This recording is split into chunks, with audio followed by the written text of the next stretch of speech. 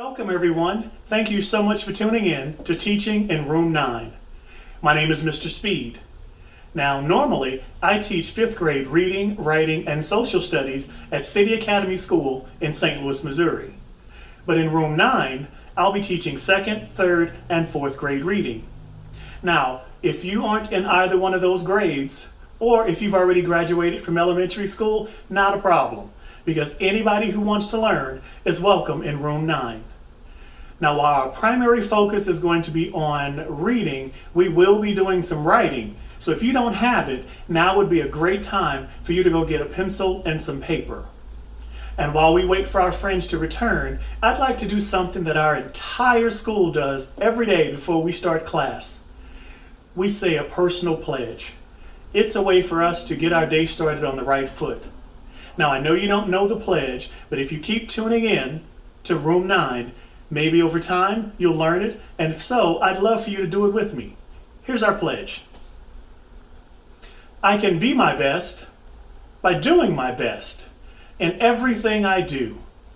By taking pride in who I am, my faith will see me through. I must have respect and confidence if I am to be a healthy body, a productive mind, and a wise human being. That's it. I know it sounds simple, it's short, but what it does, it makes us realize that we need to focus on being our best as we go throughout our day and we move from class to class to class. So, thinking about being our best. I know things are a little bit different for you because they're different for me. I'm not at my school, I don't get to see my students, I don't get to see my teacher friends, and I'm sure you're missing your friends as well. But this situation is not going to last forever. And what I want you to do is focus on doing your best and being your best. And also I want you to know that just because you're not in your school building doesn't mean that you can't learn, and it certainly doesn't mean that you can't have some fun. So that's what we're going to try to do in this classroom. We're going to make sure that we all learn, and we're going to make sure that we have some fun while we do it. Okay, that being said, what are we going to be talking about today? And I guarantee you, right now, if I was in my classroom back at my school, one of my students would say, I don't know, Mr. Speed, because your big bald head is in the way. So what I'm going to do is move my bald head so you can see what we're going to talk about today. Today's learning lesson, we're going to talk about what is the difference between a fiction book and a nonfiction book. Two different genres or two different types of books. We're going to talk about what's the difference between the two and why is it so important for you to make sure that you read books from both of these genres.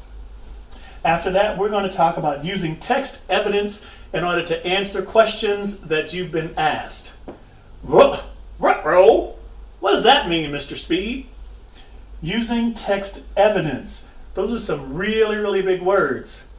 But what that really boils down to is that if you've been given a reading assignment, whether it's a book or an article, and your teacher asks you a question and you respond with an answer, your teacher is going to say, prove it. Your teacher wants to make sure that A, you didn't just make up an answer, and B, that you actually understand what it is that you're reading. So this skill right here, learning how to use text evidence to prove your answer when you're asked a question, you will be using it in elementary school, you will use it in middle school, definitely high school, and for sure in college. You do plan on going to college, right? If you want to go to college, give me a thumbs up. Excellent, excellent. So, what we're going to do first, I told you that we were going to be doing some writing in this class as well. So if you have that pencil and paper, you grab yours, I'll grab mine, and we'll get started.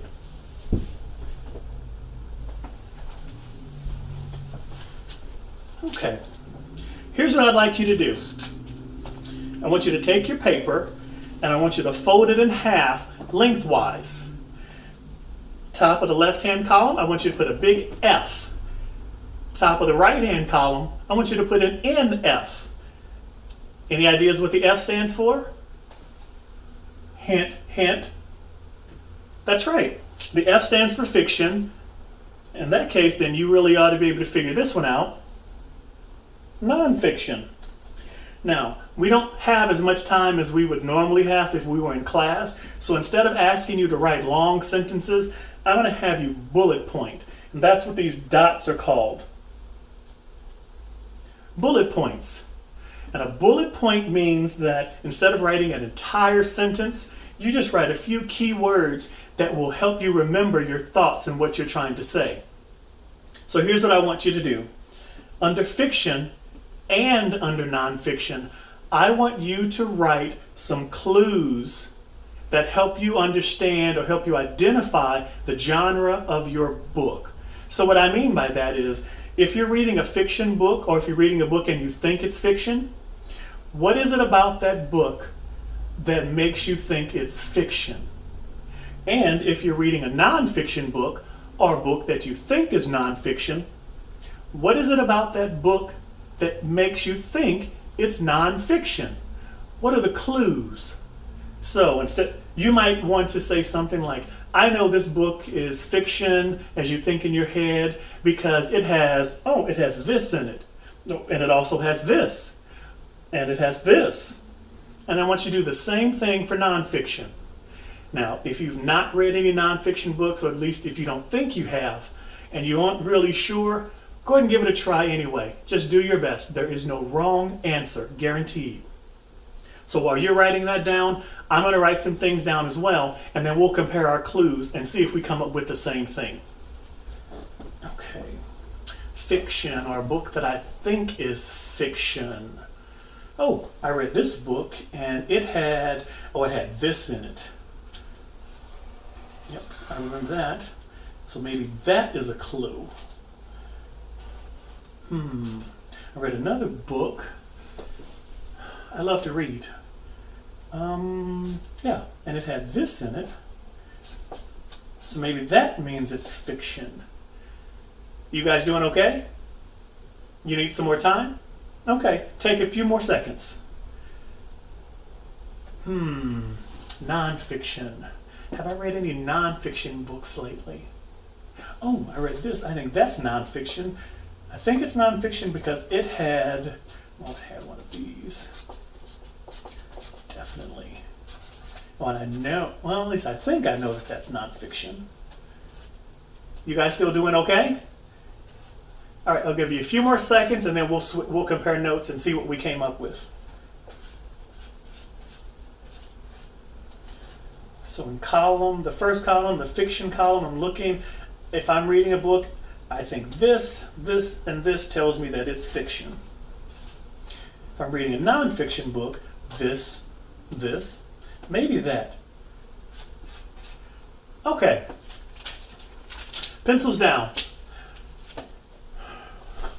Are you ready to see what I have? That's what I came up with. This isn't really me following my own instructions. Now you may be asking yourself, Mr. Speed, why did you have us write when you were doodling all over the paper? Well, I just wanted you to write with you so that you didn't feel like you were writing with your own.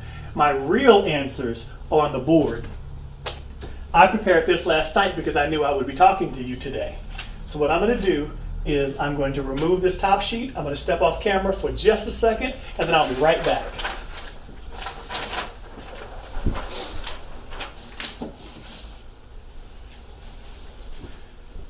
So here are the clues that I came up with last night, that if I can recognize these and identify these, then chances are I'm reading either a fiction book, and if I can recognize these, I'm probably reading a nonfiction book. Now, if you look at the list of clues that you came up with, and your clues don't match my clues, or if you have one, some, or none of these clues, go ahead and write these down. That way you'll have your clues, and you'll have my clues as well, and you'll have a full list. Let's go over a few things. So, fiction books. If you're reading and you say to yourself, wow, this sounds like a made-up story. This doesn't sound real. this doesn't sound like something that would happen in real life, chances are it's a fiction story.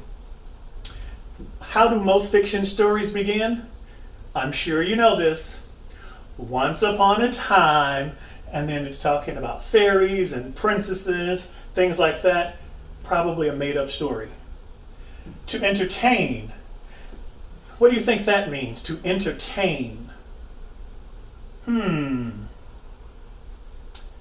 Well, I wrote to entertain because I think when the author of the book sat down to write the book, their intention was to entertain you, the reader, to make sure that maybe you laughed or maybe that you were scared or frightened, to make sure that you had an enjoyable reading experience. So if you're reading the book and you're laughing and it's humorous, or if you are so scared and you're hiding under the covers, that was intentional. So that's probably a fiction book.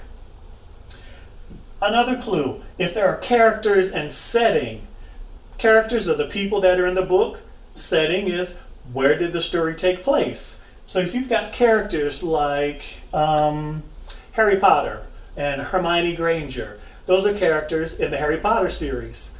And the setting, Hogwarts, the magical school for kids.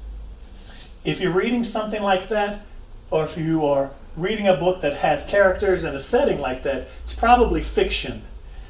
One thing I don't have up here that I'd like to add, what do you call it when two characters are doing this? It almost looks like the duck dance. Okay, this is not the duck dance, but this is what? Characters, people, talking. So what do you call it when someone is talking in a book that you're reading? It starts with the letter D. D. I'll write it down here. Did someone say dialogue? Dialogue is another way of saying people are talking in your book. D-I-A-L-O-G-U-E. It's kind of hard to write upside down like that. But dialogue. So if you're reading a fiction book and it has dialogue in it, probably fiction. Now, BME. What do you think BME stands for? BME. I'll give you a hint with the M. The M stands for middle. So if you are reading a story and it has a, did you say beginning? Excellent. If it has a beginning, a middle, and an beginning, middle, an end, excellent. You're probably reading fiction. You wouldn't pick up a book and start reading it in the middle of the story, would you? Why not? You're exactly right, because you would be confused. That's why you need to start at the beginning. And if you have to start at the beginning in order for your story to make sense, probably fiction. And lastly, theme. What is theme? A theme is just a fancy word for saying an idea for the book, a lesson or moral for the book. So when the author, even though they want to entertain, they probably want to make sure that you walk away from reading that book with some sort of lesson, like maybe the value of friendship, or the importance of family, or how to be brave, or how to be trustworthy, things like that. Make sense? Am I going too fast? Awesome. Nonfiction. Nonfiction, unlike fiction, it's usually true. If you're reading something and you think, man, that sounds like that could really happen, that sounds real. That sounds like something that happens every day. Facts, details, probably nonfiction.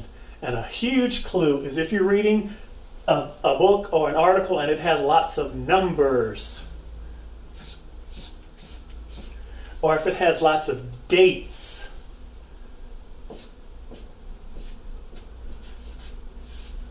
Like maybe it says Martin Luther King Jr.'s birthday is January 15th, 1929. That's a fact. That's true. Or if you're reading your book and it says, hey, did you know cows have 4 stomachs? There's a number. and it's also a true fact.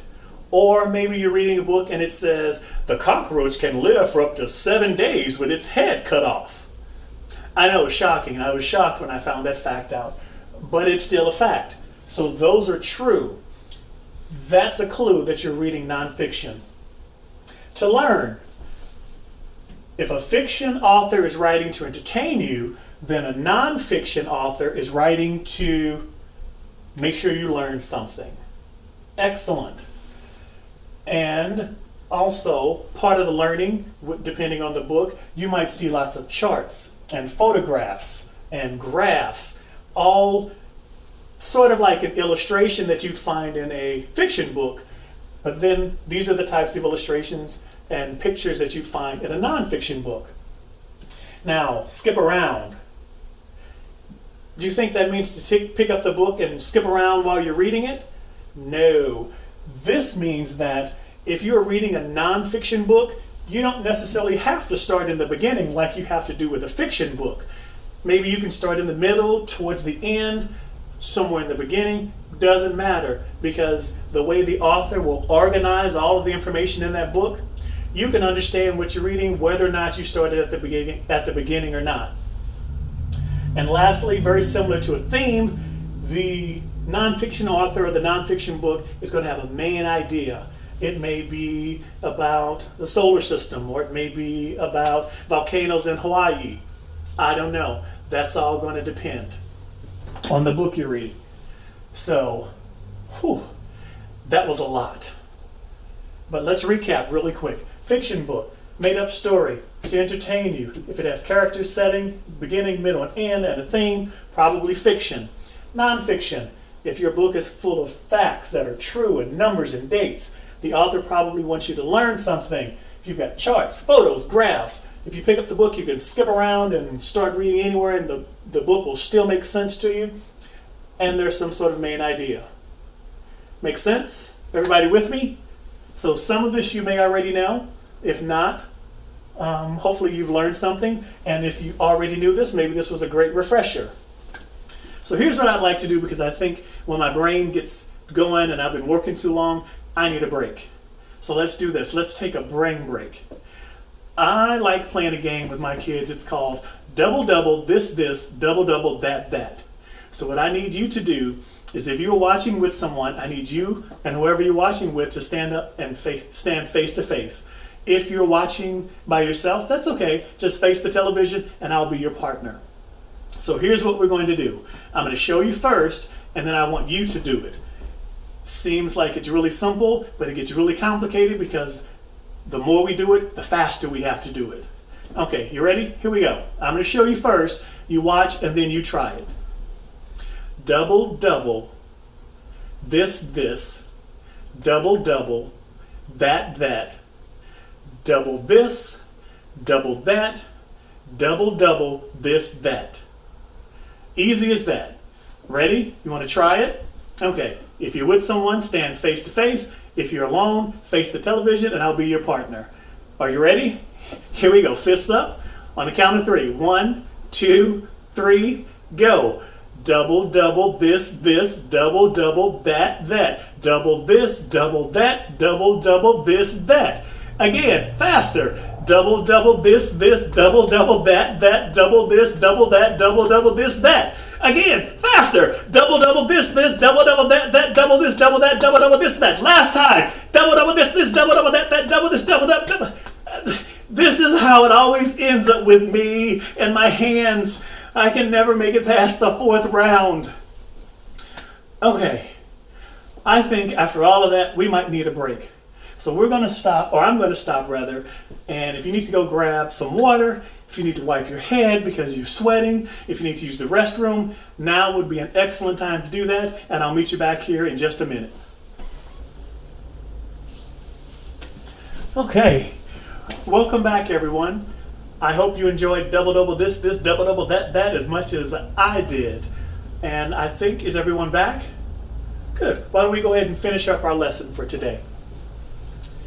Here is an example of some text. And what I want us to do is try to figure out if we can find some clues in here that will help us determine whether or not this text is fiction or nonfiction.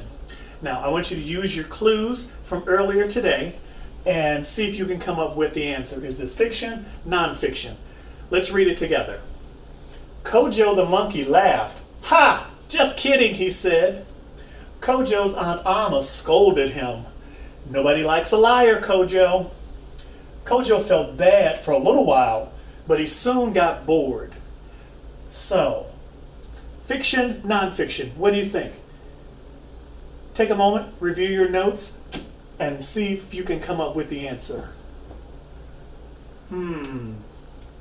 As you can tell, I've given you quite a few hints, because this is the first time we've done this. Next time, it won't be so easy. Okay, Kojo. I've underlined Kojo, Kojo's Aunt Alma, because those are examples of people. So if there are people in the text that you're reading, they might be called what? Characters. So if Kojo's aunt are characters, that's a clue. Here's another huge clue. Kojo is a monkey. And why is that an important clue? Because right after finding out that Kojo is a monkey, the text said that he laughed and he said, ha, just kidding. I don't know about you, but I have never seen a monkey talk. So the fact that we have a talking monkey, that's a clue. That's leaning me towards fiction instead of nonfiction. Here's another example of a character talking. In this case, it's Aunt Alma, and she said, nobody likes a liar, Kojo. So that's an example of dialogue. Remember, not the chicken dance, not the duck dance, but this meant dialogue. So Kojo is having a conversation with his Aunt Alma. Now, this symbol right here, these lines that I have put boxes around. So if you're reading a text and you see these symbols, do you have any idea what those are called?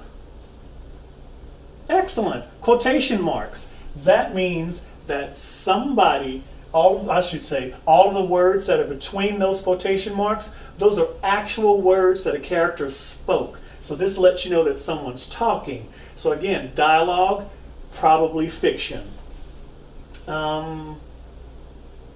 Did you find any other clues? Did you find all those? Awesome. So yes, this was pretty simple. If you got the answer, you are correct. It is fiction. Now, what if after your teacher assigned this, she had some questions for you? And this is where you get to practice your ability to prove and support your answers based upon the text, based upon the words that are in the reading that you just read. So what if your teacher asks you, how did Kojo feel after he told a lie? You say, okay, I read it. I remember reading somewhere. I read somewhere he felt, how did he feel? Oh, it says right here. See, you don't have to make it up. You don't have to think hard. You don't have to guess. If you go back to the text, the answer is always there. So here's the answer right here. Kojo felt bad. So to answer your teacher, you would say, raise your hand and say, I know, Kojo felt bad. And if your teacher says, how do you know? Prove it.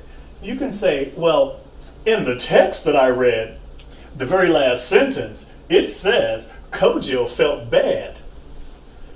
It's that easy. I know when we started the lesson, you were probably like, evidence to prove and support. You just did it. Let's find another one.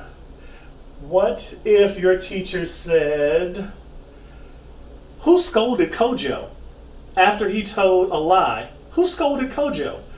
You remember, scolded. I remember someone scolded him, and not the first line, it's not the bottom. Here it is right here. Right here it tells you. It was Kojo's Aunt Alma who did the scolding. Nobody likes a liar, Kojo.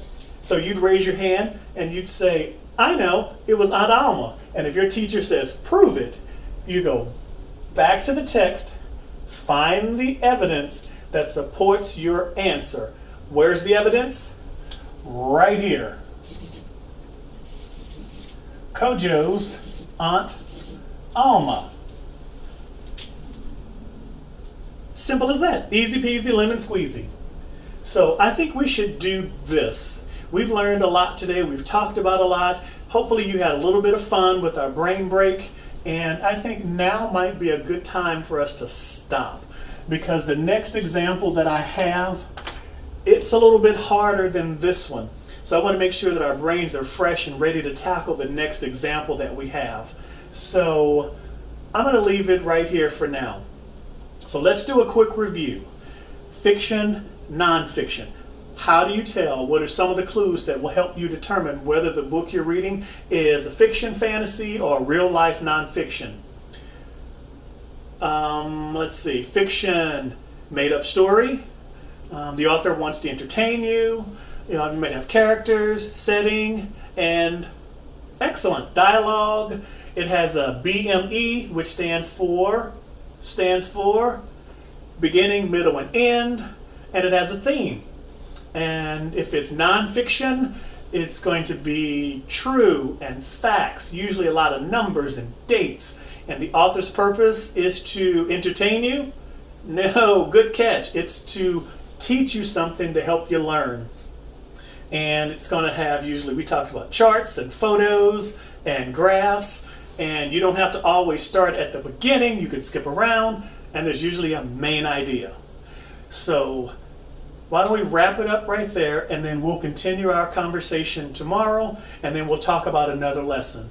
So thank you so much for joining in. I hope you enjoyed what we talked about, and I look forward to seeing you tomorrow. Have a good day. Bye-bye.